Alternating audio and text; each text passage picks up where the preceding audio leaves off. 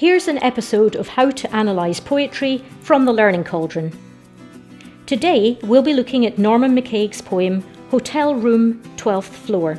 Analysing poetry involves identifying and dissecting the literary techniques that the poet uses effectively to explore the theme or themes of a poem. In his poem, Hotel Room, 12th Floor, MacCaig explores a variety of themes, including violence, the evil inherent in humanity, society's civilised and uncivilised aspects, and materialism. The title of the poem, Hotel Room, 12th Floor, could apply to anywhere initially. It's quite anonymous. But immediately he starts mentioning reference points such as the Empire State Building and the Pan Am skyscraper. We realise that we are in New York. And indeed this poem was probably written during the time that MacCaig visited New York in the 1960s. In the opening line, he talks about the fact that he watched from here, and it's I watch, so therefore the first person voice. He's an observer watching what is going on from here, and that is the hotel room. Immediately, his use of imagery is very effective here. He describes a helicopter skirting like a damaged insect the Empire State Building. And a helicopter is a reference to the progress that mankind has made. We've been able to fly, and yet there is still some sort of negativity because it's like a damaged insect. Just as a damaged insect perhaps flies round in circles, so too the helicopter is going round in circles round the Empire State Building. And it sounds as if technology can be defective, can be flawed. And this negative tone continues in the next metaphor that he uses when he compares the Empire State Building to a jumbo-sized dentist drill. Now, dentists often get bad press, and he's taking advantage of this because they tend to instill people with a sense of fear and apprehension, and their drill particularly so. So the idea of this being a jumbo size, a huge dentist drill, is particularly negative here. And the reference to the Pan Am skyscraper, again, talking about the ability of mankind to build huge buildings, and yet there are negative aspects of mankind, as we're about to find out.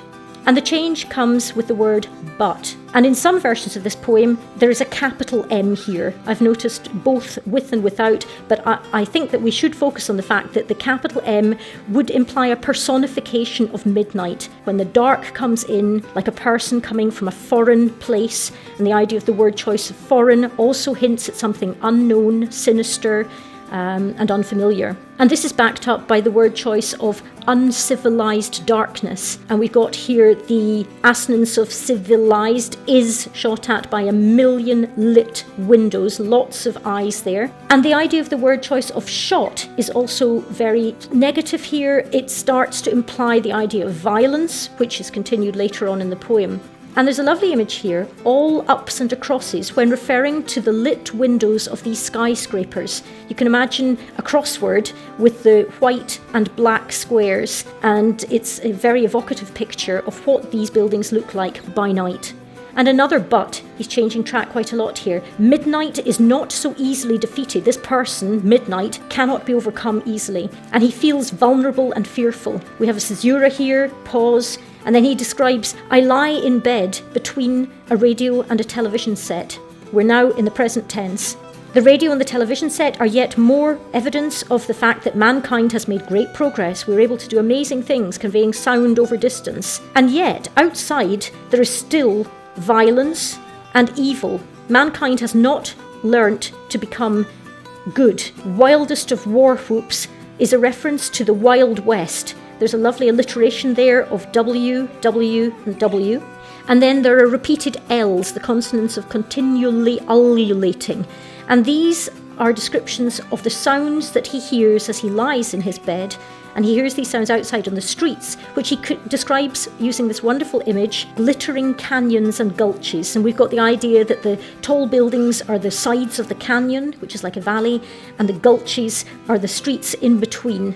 And the harshness of the G sound in glittering and gulches again creates a violent tone in this part of the poem. And that is continued with the reference to the police cars and the ambulances racing, and the enjambment here. Where are they racing to? the broken bones. And the alliteration of B here, again, harsh and very stark, because broken bones imply human beings. It sounds very impersonal because they're referred to using the synecdoche of the bone to represent just the whole human body, the whole skeleton. And then harsh screaming, the sibilant S sound there, helps to add to the very evocative mood that's being established in this poem. The reference to cold water flats, the word choice here, is a stark contrast. We've seen that mankind can build these huge, fancy buildings, and yet the poor are living in cold water flats. So progress has not reached everywhere in humanity. And then very, very evocatively, the blood glazed on sidewalks.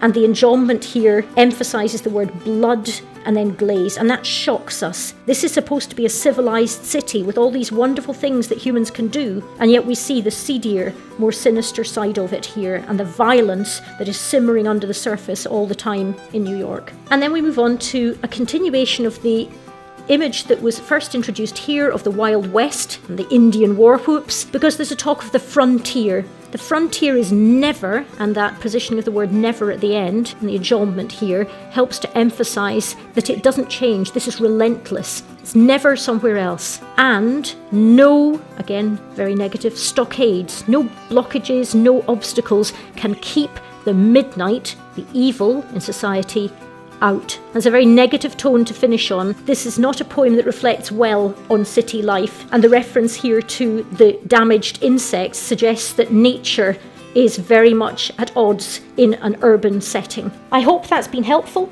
See you next time.